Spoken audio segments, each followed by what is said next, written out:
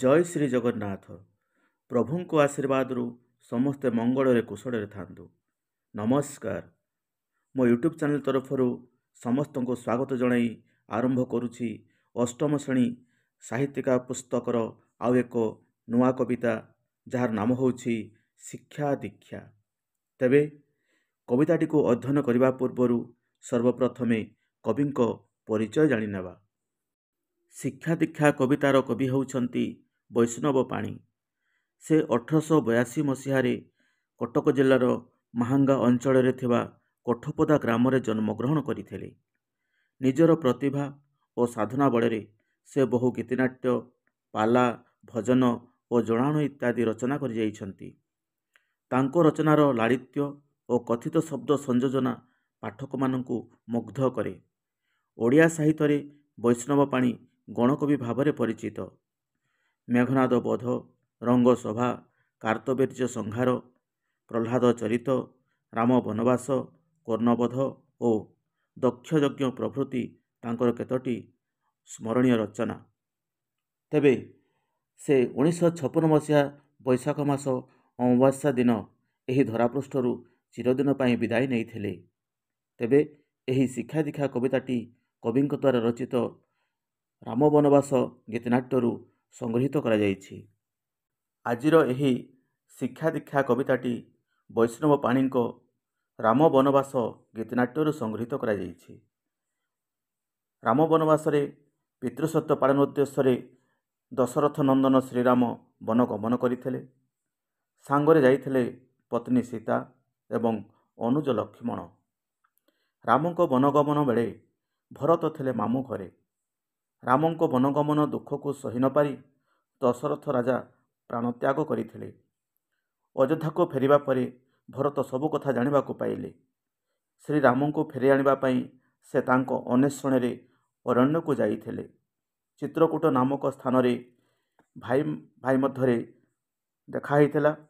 ଅଯୋଧ୍ୟା ଫେରିବା ଲାଗି ଭରତ ଯେତେ ଅନୁନୟ ବିନୟ କଲେ ମଧ୍ୟ ଶ୍ରୀରାମ ରାଜି ହୋଇନଥିଲେ। ନିଜ ସାନ ଭାଇ ଭରତ ପ୍ରତି ଅଧିକ ସ୍ନେହ ଥିବାରୁ ତାଙ୍କୁ ଶ୍ରୀରାମ ନିଜର ପାଦୁକାଦୟ ପ୍ରଦାନ କରିଥିଲେ। ପ୍ରବୋଧନା ଦେଇ ତାଙ୍କୁ ଅଯୋଧ୍ୟାକୁ ବାହୁଡ଼ାଇ ଦେଇଥିଲେ। ଶ୍ରୀରାମଙ୍କ ପାଦୁକାକୁ ସିଂହାସନରେ ସ୍ଥାପନ କରି ଭରତ ତାଙ୍କ ସେବକ ଭାବରେ 14 ବର୍ଷ କାଳ ରାଜ୍ୟ ଶାସନ କରି ଚାଲିଥିଲେ। ରାମାୟଣରେ ବର୍ଣ୍ଣିତ ଏହି ଆଖ୍ୟାୟିକାର ଶିକ୍ଷଣୀୟ ଦିଗ ଉପରେ ରାମ ବନବାସ ଗୀତିନାଟ୍ୟଟି ରଚିତ ହୋଇଥିଲା। ଏହି ଗୀତିନାଟ୍ୟର ଶିକ୍ଷଣୀୟ ଦିଗକୁ ପଠିତ କବିତାରେ ପ୍ରତିପାଦନ କରାଯାଇଛି। ତେଣୁ ଏଥିରେ ଭ୍ରାତୃପ୍ରେମ, ପିତୃଭକ୍ତି, ପତିବ୍ରତା ଧର୍ମ, ଜୀବନରେ ବାଧାବିଘ୍ନକୁ ଗ୍ରହଣ କରିବାର ଇଚ୍ଛା ଶକ୍ତି ଏବଂ ଆଦର୍ଶ ବିଷୟରେ ଖୁବ୍ ସୁନ୍ଦର ଭାବରେ ବର୍ଣ୍ଣନା କରାଯାଇଛି। ତେବେ ବର୍ତ୍ତମାନ ଏହି ଶିକ୍ଷା ଦୀକ୍ଷା କବିତାଟିକୁ ସୁନ୍ଦର ସ୍ୱର ଦେଇ ଆବୃତ୍ତି କରିବା ଏବଂ ତାର ସାରାଂଶ କଥା କିଛି ବୁଝିବା। ଶିକ୍ଷା କର ପିତୃଭକ୍ତି, ଦୀକ୍ଷା କର ଏହି ନୀତି। ଶିକ୍ଷା କର ପିତୃଭକ୍ତି, ଦୀକ୍ଷା କର ଏହି ନୀତି। ଭିକ୍ଷା କର ପଛେ ସତ୍ୟ ବାଟ ନ ଛାଡ଼। ଭାଇରେ ସ୍ନେହ କେମନ୍ତ ଦେଖିଲ କହ। ଭାଇରେ ସ୍ନେହ କେମନ୍ତ ଦେଖିଲ କହ। ବୃଥା ଅହଙ୍କାରେ ନରେ ଆଉ ନ ପଡ଼। ବୃଥା ଅହଙ୍କାରେ ନରେ ଆଉ ନ ପଡ଼। ଶିକ୍ଷା କର ପିତୃଭକ୍ତି, ଦୀକ୍ଷା କର ଏହି ନୀତି। ଭିକ୍ଷା କର ପଛେ ସତ୍ୟ ବାଟ ନ ଛାଡ଼। ଭାଇରେ ସ୍ନେହ କେମନ୍ତ ଦେଖିଲ କହ। ବୃଥା ଅହଙ୍କାରେ ନରେ ଆଉ ନ ପଡ଼। ତେବେ ପିଲାମାନେ ଏହି ପଦରେ ଥିବା କଠିନ ଶବ୍ଦ ଗୁଡ଼ିକ ହେଉଛି ଦୀକ୍ଷା। ଦୀକ୍ଷାର ଅର୍ଥ ହେଉଛି ଉପଦେଶ। କେମନ୍ତ କହିଲେ କେମିତି। ଅହଙ୍କାର ତାର ଅର୍ଥ ହେଉଛି ଗର୍ବ ବା ଆତ୍ମବଡ଼ିମା। ନରେ ଅର୍ଥ ହେଉଛି ଲୋକମାନେ। କବି ବୈଷ୍ଣବ ପାଣି ଏଠାରେ ରାମାୟଣରେ ବର୍ଣ୍ଣନା କରାଯାଇଥିବା ମୁଖ୍ୟ ଚରିତ୍ର ରାମଚନ୍ଦ୍ର ତାଙ୍କ ପିତା ରାଜା ଦଶରଥଙ୍କ ପ୍ରତି ଅତୁଳନୀୟ ପିତୃଭକ୍ତି ବିଷୟରେ ବର୍ଣ୍ଣନା କରିବାକୁ ଯାଇ ରାମଚନ୍ଦ୍ର ପିତୃସତ୍ୟ ପାଳନ କରି 14 ବର୍ଷ କିପରି ବନବାସ ଯିବା ସମୟରେ ନିଜ ପତ୍ନୀ ସୀତା ଏବଂ ଅନୁଜ ଲକ୍ଷ୍ମଣଙ୍କ ସହିତ ଯାଇଥିଲେ ତାହାର ଉଦାହରଣ ଦର୍ଶକମାନଙ୍କୁ ଦେଇଛନ୍ତି। ରାମଚନ୍ଦ୍ରଙ୍କ ଠାରୁ ପିତୃଭକ୍ତିକୁ ଶିକ୍ଷା କରି ଏହି ନୀତିକୁ ଜୀବନର କାର୍ଯ୍ୟରେ ଲଗାଇବାକୁ ସେ ଉପଦେଶ ଦେଇଛନ୍ତି। ତେଣୁ ଏହି ପଦରୁ ଆମେ ବୁଝିପାରୁଛୁ ଯେ ପିତା ସ୍ୱର୍ଗ ପିତା ଧର୍ମ ପିତା ହିଁ ପରମ ତପ ପିତରି ପ୍ରୀତିମାପନ୍ନେ ପ୍ରିୟନ୍ତେ ସର୍ବଦେବତା। ତେଣୁ ପିତାଙ୍କୁ କିପରି ଭକ୍ତି କରାଯିବା ଉଚିତ ତାହା ରାମଚନ୍ଦ୍ରଙ୍କ ଠାରୁ ଶିକ୍ଷା କରି ଏହାକୁ କାର୍ଯ୍ୟକାରୀ କରିବାକୁ ସଂକଳ୍ପ କରିବା ଉଚିତ ବୋଲି କବି ଏଠାରେ ବର୍ଣ୍ଣନା କରିଛନ୍ତି। ତେବେ ପରବର୍ତ୍ତୀ ପଦ ଭାଇରେ ଭାଇରେ ସ୍ନେହ କେମନ୍ତ ଦେଖିଲ କହ ବୃଥା ଅହଙ୍କାରେ ନରେ ଆଉ ନ ପଡ଼। ହେଲେ ରାମଚନ୍ଦ୍ର ଯେତେବେଳେ ପିତୃସତ୍ୟକୁ ପାଳନ କରି 14 ବର୍ଷ ପାଇଁ ବନଗମନ କରିଥିଲେ ସେତେବେଳେ ଅନୁଜ ଭାଇ ଭରତ ତାଙ୍କ ମାମୁଁ ଘରେ ଥିଲେ। ପୁଣି ରାମଙ୍କର ବନଗମନ ଦୁଃଖକୁ ସହି ନ ପାରି ରାଜା ଦଶରଥ ପ୍ରାଣତ୍ୟାଗ କରିଥିଲେ। ଅଯୋଧ୍ୟାକୁ ଫେରିବା ପରେ ଭରତ ସବୁ କଥା ଜାଣିବାକୁ ପାଇଲେ। ତେଣୁ ଅଗ୍ରଜ ଭାଇ ଶ୍ରୀରାମଚନ୍ଦ୍ରଙ୍କୁ ଫେରାଇ ଆଣିବାକୁ ସେ ଅରଣ୍ୟକୁ ଯାଇଥିଲେ। ଚିତ୍ରକୂଟ ପର୍ବତରେ ବଡ଼ ଭାଇ ରାମଚନ୍ଦ୍ର ଭାଉଜ ସୀତା ଏବଂ ଲକ୍ଷ୍ମଣଙ୍କ ସହିତ ଦେଖା ହେଲା। ପ୍ରଭୁ ରାମଚନ୍ଦ୍ରଙ୍କୁ ଅଯୋଧ୍ୟାକୁ ଫେରିଯିବାକୁ ଅନୁରୋଧ କରି କହିଲେ, ଭାଇ ମୁଁ ତୁମ ଅନୁଜ, ମୁଁ ତୁମ ସେବକ ଭାଇ, ହାତ ଯୋଡ଼ି ଅନୁରୋଧ କରୁଛି ଭାଇ, ତୁମେ ପିତୃସତ୍ୟକୁ ଭଙ୍ଗ କରି ଅଯୋଧ୍ୟାକୁ ଫେରିଚାଲ ଭାଇ। ତୁମ ବିଚ୍ଛେଦରେ ଦୁଃଖରେ ଭାଙ୍ଗି ପଡ଼ି ଆମ ପିତା ସବୁଦିନ ପାଇଁ ଆଖି ବୁଜି ଦେଇଛନ୍ତି। ତୁମ ବିନା ଅଯୋଧ୍ୟା ଶ୍ରୀହୀନ ହୋଇଯାଇଛି ଭାଇ, ତୁମେ ଫେରିଚାଲ ଭାଇ, ମୁଁ ତୁମ ଗୋଡ଼ ତଳେ ପଡ଼ୁଛି ଭାଇ, ତୁମେ ଫେରିଚାଲ। ପ୍ରଭୁ ରାମଚନ୍ଦ୍ର କିନ୍ତୁ ଅଟଳ। ସେ ଭରତଙ୍କୁ ବୁଝାଇ କହିଲେ, ହେ ମୋର ପ୍ରିୟ ସାନ ଭାଇ ଭରତ, ମୁଁ ପିତୃସତ୍ୟ ପାଳନ କରିବାକୁ ଆସି ତାକୁ ଅମାନ୍ୟ କରିବି କେମିତି? କେମିତି ଅମାନ୍ୟ କରିବି? ଆଉ ମୁଁ ଯଦି ଫେରିଯାଏ ତେବେ ଆମ ପିତାଙ୍କ ସମ୍ମାନ ଆଉ ମର୍ଯ୍ୟାଦା କ୍ଷୁର୍ଣ୍ଣ ହୋଇଯିବ। ଯୁଗ ଯୁଗ ଧରି ଆମ ପିତା ଅମର୍ଯ୍ୟାଦା ପୁରୁଷ ଭାବରେ ଗଣା ହେବ। ତେଣୁ ମୁଁ ବଞ୍ଚିଥିବା ପର୍ଯ୍ୟନ୍ତ ବାପାଙ୍କୁ ଅମର୍ଯ୍ୟାଦା ପୁରୁଷ ସଜେଇ ପାରିବେ ନାହିଁ। ତୁ ଫେରିଯା ଭରତ, ତୁ ଫେରିଯା। ସେଇଠୁ ଭରତ କହିଲେ, ତୁମେ ଠିକ୍ କହିଛ ଭାଇ, ତୁମେ ଠିକ୍ କହିଛ, ମୁଁ ଫେରିଯିବି, ମୁଁ ଅଯୋଧ୍ୟାକୁ ଫେରିଯିବି। ହେଲେ ମୁଁ ଖାଲି ହାତରେ ଫେରିଯିବି ନାହିଁ ଭାଇ। ମୁଁ ଏଇ ଗାମୁଛା ପାରିଦେଲି, ଏଇ ଗାମୁଛାରେ ତୁମ ପବିତ୍ର ପାଦୁକା ଦ୍ୱୟକୁ ମୋତେ ଦେଇଦିଅ ଭାଇ, ତୁମର ପାଦୁକା ମୋତେ ଦେଇଦିଅ। ମୁଁ ତାକୁ ନେଇ ଅଯୋଧ୍ୟା ରାଜ ସିଂହାସନରେ ରଖି ପୂଜା କରିବି ଭାଇ, ନୀତି ମୁଁ ପୂଜା କରିବି। ତାପରେ ରାମଚନ୍ଦ୍ର ନିଜ ଭାଇକୁ ଅତ୍ୟଧିକ ସ୍ନେହ ଶ୍ରଦ୍ଧା କରୁଥିବାରୁ ତାଙ୍କୁ ବୁଝାସୁଝା କରି ଅଯୋଧ୍ୟାକୁ ଫେରାଇ ଦେଇଥିଲେ। ଭରତ ଶ୍ରୀରାମଙ୍କ ପାଦୁକାକୁ ସିଂହାସନରେ ସ୍ଥାପନ କରି ନିଜକୁ ସେବକ ସଜାଇ 14 ବର୍ଷ କାଳ ରାଜ୍ୟ ଶାସନ କରିଥିଲେ। ତେଣୁ କବି ବୈଷ୍ଣବ ପାଣି ଏଠାରେ ଭାଇ ଭାଇର ପବିତ୍ର ସମ୍ପର୍କକୁ ବର୍ଣ୍ଣନା କରିବାକୁ ଯାଇ କହିଛନ୍ତି, ଅନୁଜ ଲକ୍ଷ୍ମଣ ନିଜର ରାଜସୁଖ ଛାଡ଼ି ରାମଙ୍କ ସହ 14 ବର୍ଷ ବନଗମନ କରିଥିଲେ। ଆଉ ଭରତ ପିତୃଭକ୍ତିର ପରିଚୟ ଦେଇ ଶ୍ରୀରାମଙ୍କର ପାଦୁକା ଦ୍ୱୟକୁ ଅଯୋଧ୍ୟା ସିଂହାସନରେ ସ୍ଥାପନ କରି ନିଜକୁ ସେବକଟିଏ ସଜାଇ 14 ବର୍ଷ ରାଜକାର୍ଯ୍ୟ ସମ୍ପାଦନ କରିଥିଲେ। ତେଣୁ ପବିତ୍ର ଗ୍ରନ୍ଥ ରାମାୟଣରେ ରାମ ଲକ୍ଷ୍ମଣ ଓ ଭରତଙ୍କର ଅନାବିଳ ଓ ପବିତ୍ର ଭ୍ରାତୃସ୍ନେହର ଏକ ଜ୍ୱଳନ୍ତ ଉଦାହରଣ। ତେଣୁ ଭାଇ ଭାଇର ଅତୁଟ ସମ୍ପର୍କରେ ଅହଙ୍କାର ମନୋଭାବ ପୋଷଣ କରିବା ଅନୁଚିତ ବୋଲି ଏହି ପଦରେ କୁହାଯାଇଛି। ତେଣୁ କୁହାଯାଏ, ଥିଲେ ପାଖେ ଭାଇ ଦୁନିଆ ଆଗରେ ଡରିବାର କିଛି ନାହିଁ, ଥିଲେ ପାଖେ ଭାଇ ଦୁନିଆ ଆଗରେ ଡରିବାର କିଛି ନାହିଁ। ବିପଦ କାଳରେ ସହାୟକ ହୁଏ ଶତ୍ରୁ ବିନାଶ ହୁଅଇ ହେ ଭାଇ ଶତ୍ରୁ ବିନାଶ ହୁଅଇ। ତାହେଲେ ପିଲାମାନେ ପରବର୍ତ୍ତୀ ପଦରେ କବି କ'ଣ ଲେଖିଛନ୍ତି ଆସ ଶୁଣିବା। ସୀତା ଠାରୁ ପତିବ୍ରତା ଶିକ୍ଷା କର ଏହି କଥା ଶିଖାଇ ମହିଳା ଗଣେ ସୁଜସ ଲୋଡ଼। ପୁତ୍ରେ ପିତା ସ୍ନେହ କେଡ଼େ ପୁତ୍ର ବିନେ ପ୍ରାଣ ଛାଡ଼େ ଭାଙ୍ଗିକେ ପାରିବ ଗୂଢ଼ ସ୍ନେହର ବାଡ଼।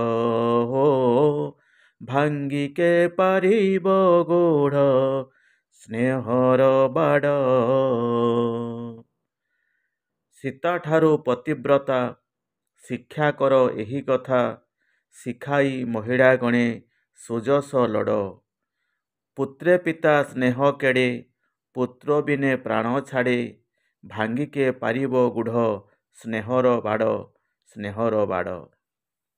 ତେବେ ଏହି ପଦରେ ଥିବା କିଛି କଠିନ ଶବ୍ଦ ପତିବ୍ରତା। ପତିବ୍ରତା କହିଲେ କ'ଣ ପିଲାମାନେ? ସ୍ତ୍ରୀଙ୍କର ସ୍ୱାମୀ ପ୍ରତି ଭକ୍ତି ଭାବକୁ କୁହାଯାଏ ପତିବ୍ରତା। ଗୂଢ଼। ଗୂଢ଼ କହିଲେ କ'ଣ ନା ଗୁପ୍ତ ରହସ୍ୟପୂର୍ଣ୍ଣ, ଯାହା ଗୁପ୍ତରେ ରଖିବା, କାହାରିକୁ ପ୍ରକାଶ କରିବା ନାହିଁ, କାହାରି ପାଖରେ ପ୍ରକାଶ କରିବା ନାହିଁ, ତାହା ହେଉଛି ଗୂଢ଼ ବା ଗୁପ୍ତ ବା ରହସ୍ୟପୂର୍ଣ୍ଣ। ତେବେ କବି ଲେଖିଛନ୍ତି ସୀତାଠାରୁ ପତିବ୍ରତା ଶିକ୍ଷା କର ଏହି କଥା ଶିଖାଇ ମହିଳା ଗଣେ ସୁଜସ ଲୋଡ଼। କବି ଏହି ପଦକୁ ବର୍ଣ୍ଣନା କରିବାକୁ ଯାଇ ଲେଖିଛନ୍ତି ଯେ ଜନକ ରାଜାଙ୍କ ଝିଅ ସୀତା ଥିଲେ ଜଣେ ପତିବ୍ରତା ନାରୀ। ପତି ଦେବତାଙ୍କର ସୁଖ ଦୁଃଖରେ ନିଜକୁ ସମର୍ପି ଦେଉଥିଲେ। ସେ ନିଜର ମନ ପ୍ରାଣ ବଚନକୁ ଏକାକାର କରି ପତିଙ୍କର ସେବା କାର୍ଯ୍ୟରେ ନିୟୋଜିତ କରିଥିଲେ। ସେ ମଧ୍ୟ 14 ବର୍ଷ ପାଇଁ ସ୍ୱାମୀ ରାମଚନ୍ଦ୍ରଙ୍କ ସହିତ ବନବାସ ଜୀବନ ଅତିବାହିତ କରିଥିଲେ। ତେଣୁ ଏହି ପତିବ୍ରତା ସୀତାଙ୍କର ଠାରୁ ଶିକ୍ଷା କରି ବର୍ତ୍ତମାନର ନାରୀମାନେ ସ୍ୱାମୀଙ୍କର ସୁଖ ଦୁଃଖରେ ନିଜକୁ ସମର୍ପଣ କରି ସୁଯଶର ଅଧିକାରିଣୀ ହେବାକୁ କବି ଏହି ପଦରେ ପରାମର୍ଶ ଦେଇ ସୁନ୍ଦର ଭାବରେ ବର୍ଣ୍ଣନା କରିଛନ୍ତି। ଏହାର ପରବର୍ତ୍ତୀ ପଦଟି ହେଉଛି ପୁତ୍ରେ ପିତା ସ୍ନେହ କେଡ଼େ ପୁତ୍ର ବିନେ ପ୍ରାଣ ଛାଡ଼େ ଭାଙ୍ଗିକେ ପାରିବ ଗୂଢ଼ ସ୍ନେହର ବାଡ଼। ସ୍ନେହ କାଙ୍ଗାଳ ରାଜା ଦଶରଥ ନିଜ ପୁତ୍ର ରାମଚନ୍ଦ୍ରଙ୍କ ବନଗମନ ପରେ ତାଙ୍କୁ ଝୁରି ଝୁରି ତାଙ୍କର ସ୍ନେହ କଥା କୁହା କଥା ଗୁଡ଼ିକ ମନେ ପକାଇ ଶେଷରେ ମୃତ୍ୟୁବରଣ କଲେ। ତେଣୁ କବି ଏଠାରେ କହିଛନ୍ତି ପିତା ଓ ପୁତ୍ରର ସମ୍ପର୍କ କେତେ ନିର୍ମଳ କେତେ ନିବିଡ଼ ତାହା ଜଣେ ପିତା ହିଁ ବୁଝିପାରିବ ଆଉ ଜଣେ ପୁତ୍ର ହିଁ କେବଳ ବୁଝିପାରିବ। ତେଣୁ ଏହି ସ୍ନେହ ରୂପକ ବାଡ଼କୁ କେହି କେବେ ଭାଙ୍ଗି ଦେଇପାରିବେ ନାହିଁ। ବାସ୍ତବରେ ଏହି ପଦର ବର୍ଣ୍ଣନା ହେଉଛି ଅତି ହୃଦୟସ୍ପର୍ଶୀ। ପିତା ଏବଂ ପୁତ୍ରର ସମ୍ପର୍କ ହେଉଛି ଏକ ଗୂଢ଼ ସମ୍ପର୍କ, ଏକ ଗୁପ୍ତ ସମ୍ପର୍କ, ଯାହାକି ଅନ୍ୟ କେହି ତାକୁ ଦେଖିପାରିବେ ନାହିଁ କିମ୍ବା ବୁଝିପାରିବେ ନାହିଁ। କେବଳ ତାହା ଜଣେ ପିତା ହିଁ ବୁଝିପାରିବ, କେବଳ ଆଉ ଜଣେ ପୁତ୍ର ହିଁ ବୁଝିପାରିବ। ତେଣୁ କୁହାଯାଏ ସ୍ନେହ ମମତାରେ ବାନ୍ଧି ହୋଇଥାଏ ଅତୁଟ ବନ୍ଧନ ଡୋରି। ଅଶୁଭ ବେଳାରେ ଆସିଗଲେ ସଞ୍ଜ ଝୁରି ଝୁରି ଯାଏ ମୋରି। ଝୁରି ଝୁରି ଯାଏ ମୋରି। ପରବର୍ତ୍ତୀ ପଦରେ କବି କ'ଣ ଲେଖିଛନ୍ତି ଆସ ଶୁଣିବା। ଦେବତା ହୋଇଲେ ସୁଦ୍ଧା ନ ଛାଡ଼ଇ ବିଘ୍ନ ବାଧା ଯେତେ ସାବଧାନେ ଗଲେ ଖସଇ ଗୋଡ଼। ପୀଡ଼ନା ମନକୁ କେଭେ जोड़ी माया मोह लोभे सबु सुख मिले चित्त करिले दृढ़ सबु सुख मिले चित्त करिले दृढ़ सबु सुख मिले चित्त करिले दृढ़ देवता होइले सुद्धा न छाड़ई विघ्न बाधा जेते सावधाने गले खसई गड़ पीड़ना मन को केभे जोड़ी माया मोह लोभे सबु सुख मिले चित्त करिले दृढ़ चित्त करिले दृढ़। एही पदरे थिबा कठिन शब्द माया मायार अर्थ होछि छलना छलना करिबा मोह मोहर अर्थ होछि आसक्ति। तेबे कवि एठारे वर्णना करछंती जे एई मिछ माया रूपक धरापृष्ठरे देवता माने जन्मग्रहण कले मध्य सेमानंकु केबे बाधाविघ्न छाड़े नाही। देवता हेले मध्य सेमानंकर विभिन्न प्रकारर बाधा विघ्न दुख कष्ट लागि रही थाए। सेमाने जेते सावधान हेले मध्य एई संसार रे थिबा खसड़ा रास्तारे पाद खसी जिबार सेमानकर संभावना थाए। तेणु कवि कहिछंती संसार रे थिबा मोह मायारे पड़ी निज मन को निज शरीर को केबे दुख कष्ट देबा उचित नुहे। तेणु एई संसार रे बंची रहिबा कहले साहस संचार करिबा संगे संगे मन को दृढ़ करि पारिले समस्त सुख आपे आपे मिली जाई थाए। तेणु कवि आमको आमर चित्त बा हृदय को दृढ़ करिबा पई प्रेरणा प्रदान करिबा संगे संगे सत्पथरे परिचालित हेबाकू से आह्वान देइछंती। तेणु कहा जाए दृढ़ कले निज चित्त को मेळे अपार सुख मोह माया जाले पड़िले मिले दुख ही दुख दृढ़ कले निज चित्त को मिले अपार सुख मोह माया जाले पड़िले मिले दुख ही दुख। ताले पिला माने कवि शेष पदरे कौन लिखिछंती आस सुनिबा। राम बन बास देखी हे दर्शके हुआ सुखी राम बन बास देखी हे दर्शके हुआ सुखी से पद पंकज धाई कर को जड़ मूढ़ वैष्णव आस करिछि हेबाकु दास जा जोगे जिणिला हनु सुवर्ण गड़ जा जोगे जिणिला हनु सुवर्ण गड़ जा जोगे जिणिला हनु सुवर्ण गड़। राम बनवास देखी हे दर्शके हो सुखी से पद पंकजे ध्याई करकु जड़ मूढ़ वैष्णव आस करिछि हेबाकु दास जा जोगे जिणिला हनु सुवर्ण गड़। तेबे एही पदर थिबा किछि कठिन शब्द ध्याई कहले कौन ध्यान करी कर कर अर्थात हाथ मूढ़ कहले निर्बोध आस कहले कौन आशा करिबा अभिलाष करिबा सुवर्णगढ़ कहले कौन बुझा पड़िबो लंका नगरी दास तार अर्थ होछि सेवक। कवि वैष्णव पाणी शेष पदरे कहिछंती हे दर्शक वृंद प्रभु रामचंद्रंकर वनवासर कहानी को भल भावरे बुझी तांको पवित्र पादपद्मरे जदि आमे आमर कर बा हाथ को जोड़ीदेबा ताहले जीवन रे केबे दुख कष्ट आउ आम पाखक आसीब नाही। तेणु दुई हाथ जोड़ी प्रभु को प्रणाम जणेबा नितांत आवश्यक। पुणी से कहिछंती से दर्शक मानक प्रेरणा जगाई देबा पई बा सेमानंकु ପ୍ରେରଣା ଯୋଗାଇ ଦେବା ପରେ ପରେ ସେ ନିଜକୁ ମୂଢ଼ ବା ନିର୍ବୋଧ ବୋଲି ବିବେଚନା କରିଛନ୍ତି ଓ ପ୍ରଭୁ ଶ୍ରୀରାମଚନ୍ଦ୍ରଙ୍କର ଦାସ ବା ସେବକଟିଏ ହେବା ପାଇଁ ଆଶା ପୋଷଣ କରିଛନ୍ତି। ସେ ଜାଣିଛନ୍ତି ଯେଉଁ ପ୍ରଭୁଙ୍କୁ ପୂଜା କରି ପବନପୁତ୍ର ବୀର ହନୁମାନ ସୁବର୍ଣ୍ଣ ଲଙ୍କା ଗଡ଼କୁ ଜୟ କରିପାରିଥିଲେ, ସେହି ପ୍ରଭୁ ରାମଚନ୍ଦ୍ରଙ୍କ ପାଦପଦ୍ମରେ ଗୋଟିଏ ଛୋଟ ଦାସ ବା ସେବକଟିଏ ହେବାକୁ ଇଚ୍ଛା ପ୍ରକାଶ କରିଛନ୍ତି ଆମର କବି।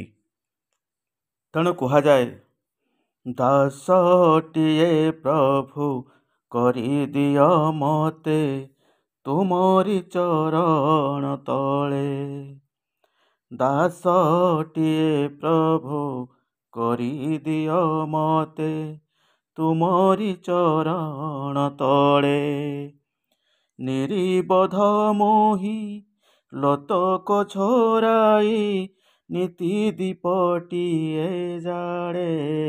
ମୁଁ ନୀତି ଦୀପଟିଏ ଜାଳେ ପ୍ରଭୁ ନୀତି ଦୀପଟିଏ ଜାଳେ। ତାହେଲେ ପିଲାମାନେ, ଆଜି ତ ସମୟ ହେଇଯାଇଛି ଏବଂ ଆମର ପାଠଟି ମଧ୍ୟ ସରିଯାଇଛି। ତେବେ ମୁଁ ଯାହା ଭାବୁଛି ଆଜିର ଆଲୋଚ୍ୟ କବିତା ଶିକ୍ଷା ଦୀକ୍ଷା ପଦ୍ଧତିକୁ ତୁମେ ନିଶ୍ଚୟ ଭଲ ଭାବରେ ବୁଝିପାରିଥିବ, ଏହା ମୋର ଦୃଢ଼ ବିଶ୍ୱାସ।